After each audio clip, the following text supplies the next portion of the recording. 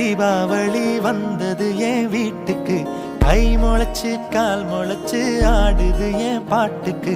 கண்ணா கண்ணா மூச்சு என் கண்ணா பின்னா பேச்சு.